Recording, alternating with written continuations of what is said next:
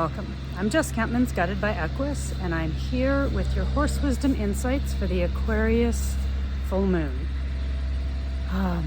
Here I have with me Maduro and his dam Karma, and he has had a few names. If you watched the last video in the video series that I just started doing again, I called him Zorro, but even that name didn't seem to fit. So his full name is Smoky Quartz in Spanish, which is Cuarzo Ahumado. And then as I was looking at the word Ahumado, I started typing in things and came to come upon the name Maduro, which is Spanish for dark colored and strongly flavored cigar. So I like that it actually had to do with the idea of smoke. And that word also means like maturing, ripening, deepening, aged. And all of those words seem to kind of fulfill the name that Karma gave birth to, the succession of what happens when we reconcile with our karma, which means that we've come to a maturity and taken responsibility for and released ourselves from and liberated our life stream. So with these new Horse Wisdom Insights videos, they're not really new, but I feel like they want to come through in a new and upgraded way, I guess kind of to match the energy of whatever's going on at this moment in time, which is a really big upgrade in our entire energy field. And I know if you guys have watched these videos before, there were times that I would try to kind of make it accessible to hear and see the horses, but that wasn't always possible with things that were going on around the farm. And today we are silaging, so there's tractors and trucks going on. But I came across Karma and her baby here, and while the rest of the herd is out grazing, and I just thought this seemed like a perfect moment to do these videos. So hopefully the sound comes through. If it's not the wind, it's farm equipment. If it's not farm equipment, it's kids. If it's not kids, it's something else. So there's always something in life that can disturb us from staying on track, or we can embrace those moments regardless of what's going on around us, and help to recognize that there's still movement of spirit within, and even if sometimes you can't hear what I'm saying, that the energy is still being transmitted. And so I'm just gonna stand up here. So the Aquarius new moon, the Aquarius full moon, which is in opposition to the sun in Leo, so the Aquarius Leo axis, Leo being our ability to shine and be childlike, and come from the pride of being who we are at its most, I want to say, basic and elevated level, and to be able to play and be creative, and Aquarius being sharing this and seeing the bigger picture and being very humanity oriented. And so these two energies are at play right now. So actually helping us recognize that within ourselves there is that creative aspect, that the spark is always there, even if it feels like it's flickered out, or if it's low or dying or not there. Kind of like a pilot light. It always has the potential to ignite and shine, create a light for the world, create a light for cooking, create a light for lighting a fire, creating a light for creating something else, because that potential exists within all of us. And on the opposite end of the spectrum, the Aquarian end is bringing in these insights from kind of almost beyond our realm, very Uranian, and getting flashes of insight through our mind, because Aquarius is an air sign, and elevating our consciousness for the betterment of humanity. So it's like doing the work for ourselves and shining that light into ourselves so that we can shine the light outside of ourselves to participate in the the elevation and evolution of the betterment of humanity.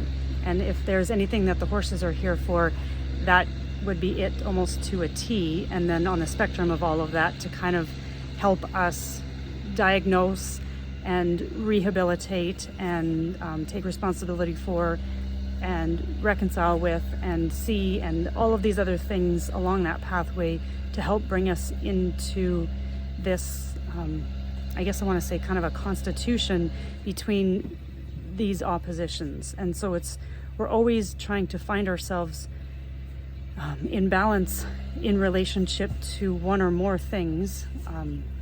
And so what the horses, what I kind of continue to understand and deepen my understanding of, is that the space that they invite us into is for us at that moment in time an opportunity to find ourselves within that space and recognize that spark within us and then share it outside of ourselves, because they are, thank you Karma, they are so brilliant at doing that themselves. And so really the more horse-like we can become, whether you love horses or not, it's that sense of feel, timing, and balance to access the creative spirit within us that allows us to find our way to be free within that experience, to be the full expression of who we are. And so today it feels like, just tuning into Karma, there is a relationship to the large intestine meridian. This is something that I've kind of been alluding to, and I'm just going to dive right into it. And I can see that the herd is starting to actually make their way back here. So I kind of want to get down because now I can see Maduro and Karma both at the same time. So the large intestine meridian. So while I've become very familiar with each of these and working with them, I can't spout off exactly what each point is, but large intestine 1 is named brilliant exchange. And so it's the exchange between giving and receiving, between taking in and letting go, because the large intestine meridian is about transforming what we need to nourish ourselves, as well as releasing that which no longer supports us. And when we hold on to that, we become full. We become full so that we can't take in any more new experiences, and we hold on to old beliefs, and we hold on to old grudges, and we hold on to old emotions, and they just sit there in stagnation, waiting for a moment that we can find ourselves in that space and then come to a process of movement with them, because the large intestine has that peristaltic action that helps us continue to move forward. And if we don't have that action, we become very stuck in our lives. And so large intestine 1, just taking a breath. And again, what I've recognized is that these horses hold specific energies for us until we can take responsibility for them. And so just doing this work with my own horses lately, Karma is one that I've worked with a number of different meridians, but the large intestine one I haven't yet worked with, although I've worked with some of her offspring in this relationship. And it's so, I can't even believe how when something releases, it just opens a doorway. And so I just want to share, it opens a doorway, and then we get to step into that maturity piece. Because otherwise we're stuck in that childlike experience, and then if we can't mature that childlike experience, we react from that wounded child experience, because that wound is still within us. Because with everything, if we can't process the nature of the wound, then we're still holding on to it, and it's stuck within us. So another interesting point is last year's filly of Karma's, Raven, and this year's colt of Karma's, Maduro, both have a bump that's about this big on the side, just the side of their nostril. And when it happened to Raven, I thought, well, I wonder if that's a tooth. But then in starting to work with these meridians, I I recognized about a month ago, okay, that has a relationship to one of the meridians. And then lo and behold, looked at the channel pathway, and it was the large intestine. And it's the last point on the large intestine meridian, which has a name that is in relationship to welcoming fragrance, which means welcoming the sense of smell, so that when we use that sense of smell, that's how we as nature, we as animals, receive input from our environment. That's how all animals receive input. Their sense of smell is incredible, and we have that capacity within us, but most of us have shut that down to some extent, like many of our other senses, so that we can function in society. And so there's this invitation with the large intestine meridian to open up our sense of smell, to really be able to perceive life in greater communion, I guess I want to say. But because smell can trigger memories, and smell can trigger warning signs. You can smell fear. You can smell, everything has a smell. And it's funny, even watching some other people's videos, you can almost smell sometimes, or feel the heat wave, or just get this sense of perceiving something very psychically through certain videos. Not all of them, but I've noticed that for the last, I don't know how long. And I'd be willing to bet that we all have that. We've just dulled it to some extent or another. So back to this large intestine meridian, and the fact that both of the last two of Karma's foals have had this same bump. And hopefully at some point he might turn around and I'll show you. So to me, that is recognizable of a blockage in the large intestine meridian. So just going to sit here, and this is what I've kind of wanted to be sharing with you with these video experiences. And we're just going to go through to the extent that it feels right to move through the pathway of the large intestine meridian in each of the energetic channel points. And again, like I said, I can't remember all of the names, but some of them I've used often enough that they've kind of become part of me. And others, there's still a big world to explore with them, just in different relationships with different horses. So just taking a breath, and how I do this is I use muscle testing, so kinesiology, to test the integrity of each point. And so just tuning into the first point on the large intestine meridian in relationship to karma. I guess I could have shown you initially the first I tested week. So the karma's large intestine 1 is now testing in integrity. Now this doesn't mean that it will forever stay in integrity just because today we opened the door for it to release. Many of them do, and some of them are in relationship to something else that is not in integrity, and so they can only stay in integrity to the extent that something else has to come back into balance before that specific point can remain in integrity. And so again, it's about finding that balance. And I just kind of want to share that there was a lot of time and a lot of people that I would listen to and watch videos from that talked about balance being like there's no such thing as balance. You can't find balance in your life.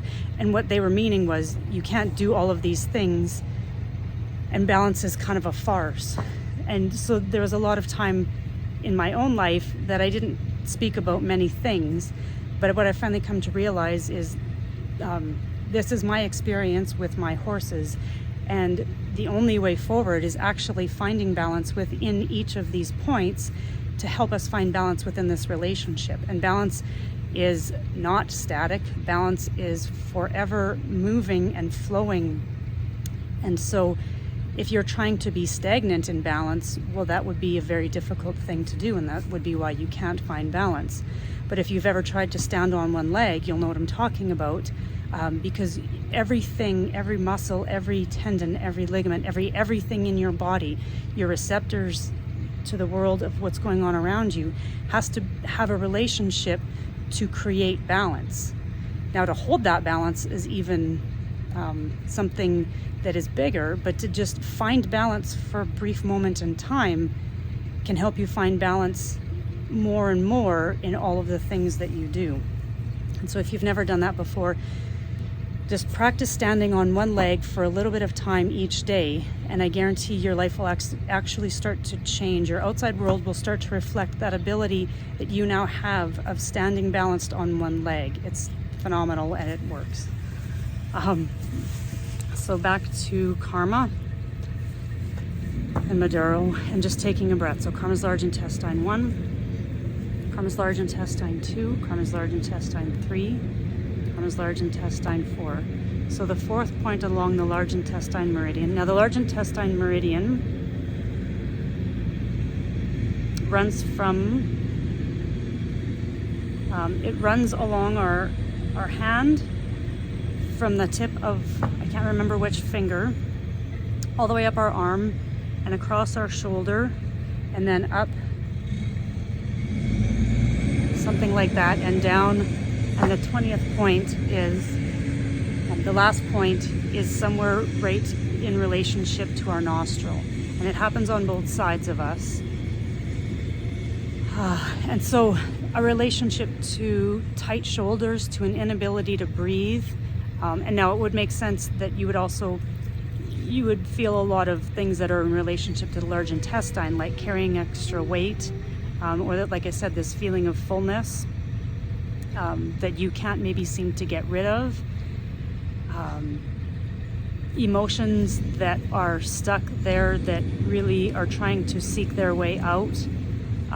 So there could be a lot of congestion, like sinus congestion, stomach congestion, holding on to retaining water, like edema in your body.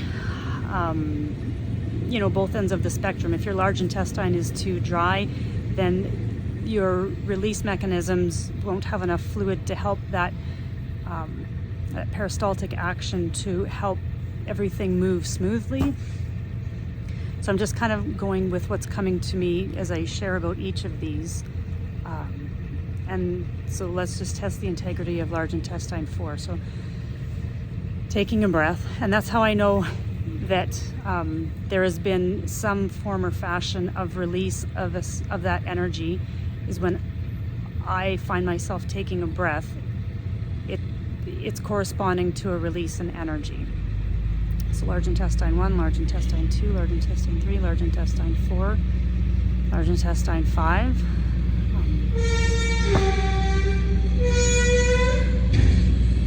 Large intestine 5 has a relationship to our ego. So interesting again that within the Leo energy of this full moon in opposition to Aquarius, that Leo energy can show up as excessive pride, and the ego is very a big player in that. We all need an ego to stay safe, and yet our ego can get very inflated to the point that lots of things can happen through that, or in relationship to that, I guess. And so how does that relate to our large intestine meridian? When we hold on to beliefs, again, rather than letting them go, these can be beliefs about really anything. And if we're holding that as who we are in the world, then often that doesn't really let us move out to explore new areas or new spaces, or to open up to see someone else's perspective, because we believe what we believe, and that's the world that we live in. And until something shakes that world, we're not really inclined to step out of that space, because it seems to be working really well for us in the moment. And so again, this is all really relative. I had a very not a healthy relationship with my ego, and was shaken out of it, had to be shaken out of my relationship with a very strong ego a number of times. But what I realized is the ego is also a relationship to our will. And so when we can reconcile our own personal will with the divine will, like the will of Spirit and God moving through us to help better the world, by bettering ourselves. There's nothing wrong with the ego, and there's nothing wrong with being strong-willed. It's how we're in that relationship really that will determine how smoothly, kind of like the large intestine meridian, how smoothly life flows and works for us. So let's just test the integrity of the large intestine. The fifth point, again, large intestine 5. So that's still not testing strong. And so often with each of these points, and we might not actually make our way through the entire large intestine meridian. I wasn't too sure how this was going to work, but I just wanted to finally step in and start engaging with it in this video form and see if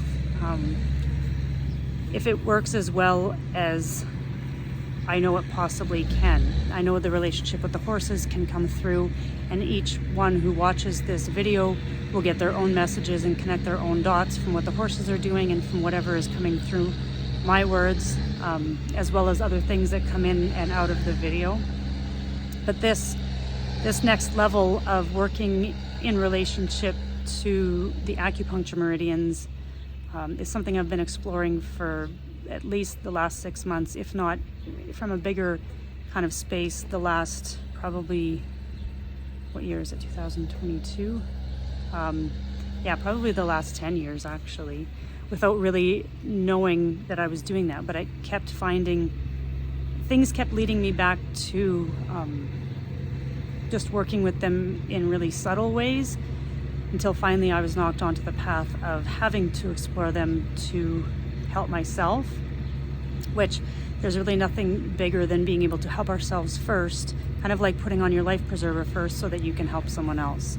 So I thought I could do all of these things for everybody because I kept tapping into these gifts and they were amazing, and I wasn't recognizing that I was still in my old unconscious patterns while being tapped into some of these gifts, and I started to kind of self-implode until I realized that I needed to finally come back to myself and find the things that I needed and reconcile with them so that I could release everything that wasn't serving me in that way, where I was trying to serve other people and doing it at the expense of myself.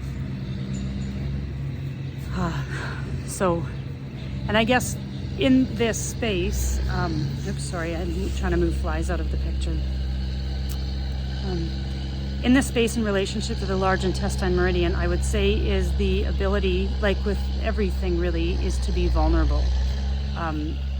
Because that vulnerability comes in that relationship to being able to flow with something.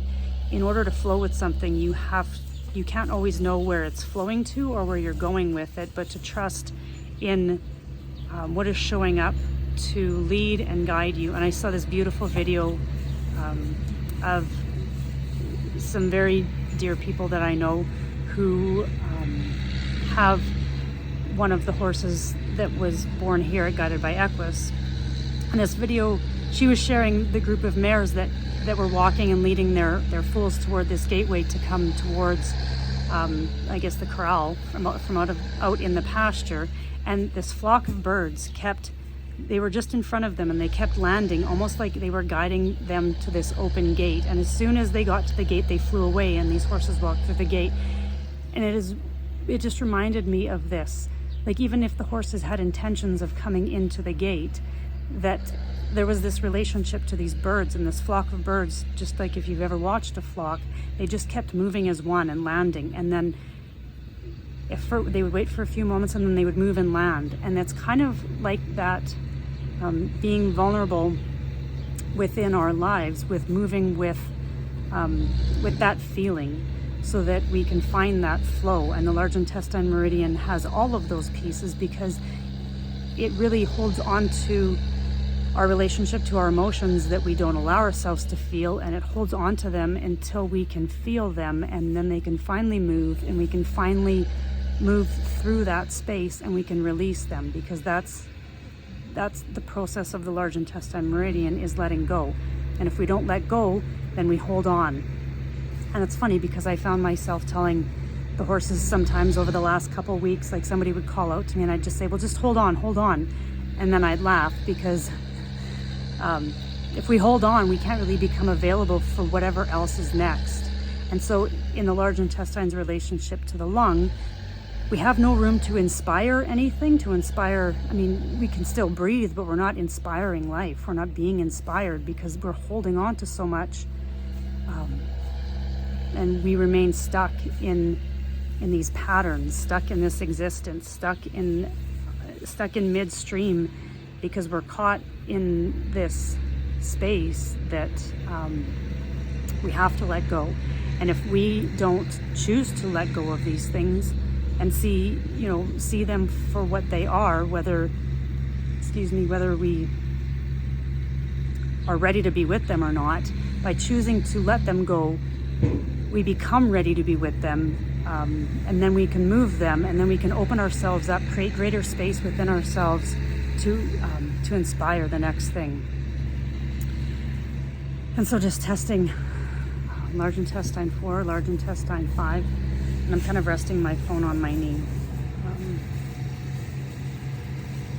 Large intestine 4, large intestine 5, large intestine 6, large intestine 9, large intestine 12. So I'm just going to shift because they have come full circle around the bale.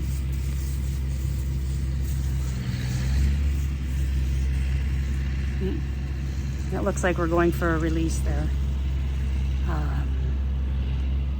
And creating movement. They were here holding space and helping, and now they've created movement, and there's blowing of a nose a couple times as he walks away. Oops, sorry, put my thumb. So I think maybe we will leave that there, and I would love to hear your feedback as to if this resonated, if you could feel it. Karma's now yawning and licking and chewing. I want to say if it made sense, but it might not always make sense, and yet the energy at play will help it eventually make sense. So if it doesn't make sense right now, or if things come up that don't make sense, just really move into that space.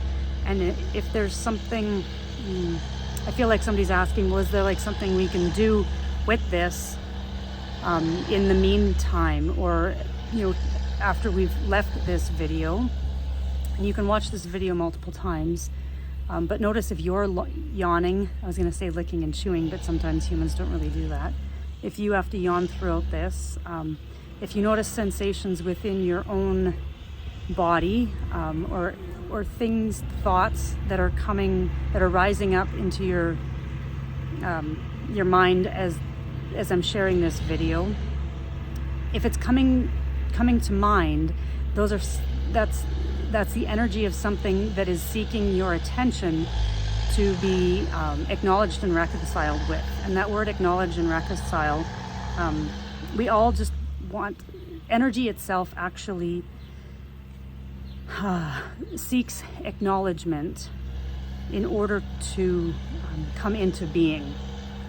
In order to kind of come into a form, it requires acknowledgement, I guess, kind of like the tree falling in the forest. I'm sure many trees fall in the forest, and if nobody hears, it's not like it didn't happen. We can see the existential physicality of trees that have fallen in the forest. But if that sound that happens when they fall, that sound that they make, is witnessed and acknowledged by somebody, that creates a different energy pattern within that human, within that person, and whoever they share that experience with.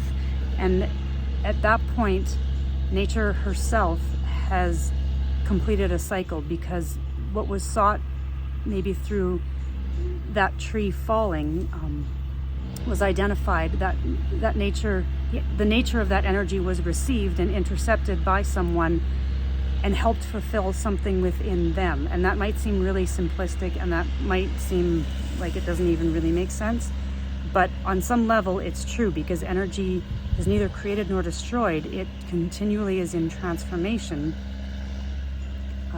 And the energy, the sound of a tree falling, when it's heard, that energy moves and shifts to help transform next level. So instead of going around in a circle, in a circle, in a circle, it can begin to spiral up. And that sound itself is the thing that initiates the elevation of the spiral to the next level of recognition of awareness, I guess, let's say. So with all of that, much love from myself, and maybe I'll stand up and walk out to share the rest of the herd, who is kind of actually just hung out on the periphery. So much love from myself and all of the horses at Guided by Equus, and I look forward to sharing more of these full moon and new moon horse wisdom insights.